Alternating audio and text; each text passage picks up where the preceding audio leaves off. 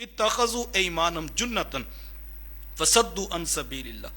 انہوں نے بنا رکھا ہے اپنی قسموں کو ڈھال، کس لیے؟ فصدوا عن سبیل اللہ، تاکہ وہ اللہ کی راہ سے لوگوں کو روکے، قسمیں اٹھا اٹھا کے جو ہے وہ روکتے کہ ان کے ساتھ نہ چلو۔ اللہ فرماتا ہے فَلَهُمْ عَذَابٌ مُّهِينٌ، کوئی بات نہیں محبوب، ہم نے ان کے لیے رسوا کر دینے والا عذاب تیار کر رکھا ہے، اور اس بھڑکتی ہوئی جہنم کے اندر جب ڈالیں گے تو یہ ان جھوٹی قسموں والوں کا جو ہے فیصلہ خود ہو جائے گا۔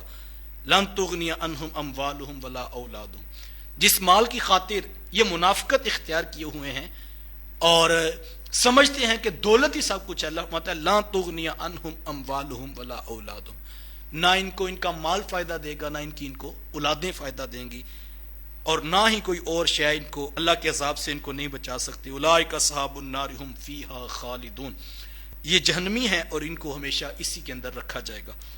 یوم یبعثهم اللہ جمیعا فیحلفون لہ کما یحلفون لکم ویحسبون انہم علی شیء الا انہم هم الکاذبون۔ اللہ فرماتا ہے کہ جس روز ان کو اٹھایا جائے گا، یوم یبعثهم اللہ جمیعا، جس روز ان سب کو اٹھایا جائے گا، فیحلفون، تو وہ قسمیں کھائیں گے، تو وہ اس دن بھی قسمیں اٹھائیں گے۔ جو آج محبوب تیری آنکھوں کے سامنے تجھے پتہ ہے یہ منافق ہے اور ہم تجھے بتا رہے ہیں اور یہ پکے منافق ہیں اور یہ آج قسمیں اٹھا کے اپنی جانیں بچا رہے ہیں، تو اللہ فرماتا ہے یہ مرض ایسا ہے ان کو کہ کل قیامت کے دن بھی جب یہ اٹھیں گے تو یہ اس وقت بھی فیحلفون لہ کما یحلفون لکم، یہ اللہ کے سامنے بھی اسی طرح قسمیں اٹھائیں گے جیسے محبوب تیرے سامنے قسمیں اٹھاتے ہیں۔ ویحسبون انہم علی شیء الا انہم هم الکاذبون، اور خیال کریں گے کہ کسی ایسی شے پر تکیہ رکھ لیں جو ان کو فائدہ دے، الا انہم هم الکاذبون، لیکن یہی جھوٹے لوگ ہیں۔ استحوذ علیہم الشیطان فانساہم ذکر اللہ، تسلط جما لیا ان پر شیطانوں نے۔ یہ مسئلہ وجہ کیا ہے کہ یہ دوگلی پالیسی لے کر چل رہے ہیں، یہ منافقانہ رویہ اختیار کر رہے ہیں، وجہ یہ ہے محبوب کہ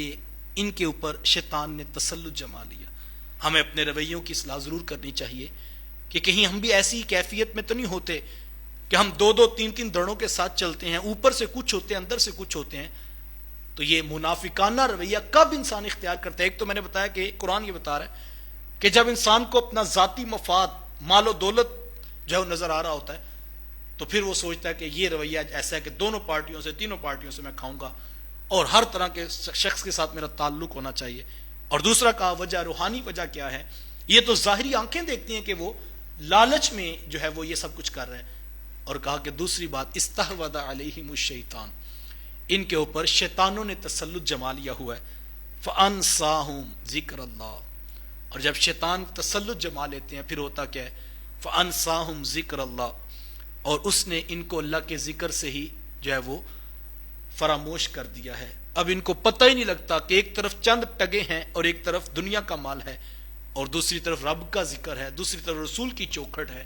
دوسری طرف اللہ اور اس کے رسول کی ذات ہے، لیکن یہ ادھر ہی وزن ڈالتے ہیں۔ تو وجہ کیا ہے کہ ان کو اب بلا دیا شیطان نے۔ جب انسان اس ڈگر پہ چلتا ہے، آپ دیکھیں رویے لوگوں کے، جب لوگ جانتے ہوتے ہیں، کسی آپ نجی محفل میں پوچھیں کہ یار تمہیں نہیں پتا یہ منافق شخص ہے، تمہیں نہیں پتا یہ دوغلا شخص ہے، تمہیں نہیں پتا یہ دھوکے باز ہے، یہ جھوٹ بولتا ہے، یہ فراڈ کرتا ہے، یہ اتنی کرپشن کر رہا ہے اس مسئلے کے اندر،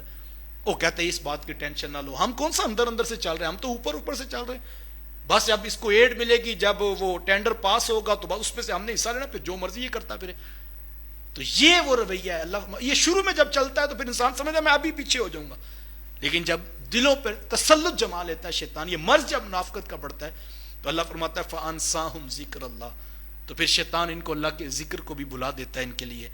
اولئک حزب الشیطان، یہ شیطانوں کا ٹولہ ہے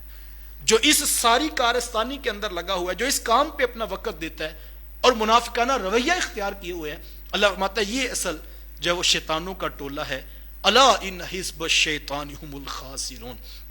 سن لو یقیناً شیطان کا ٹولہ ہی یقیناً خسارہ اٹھانے والا ہے۔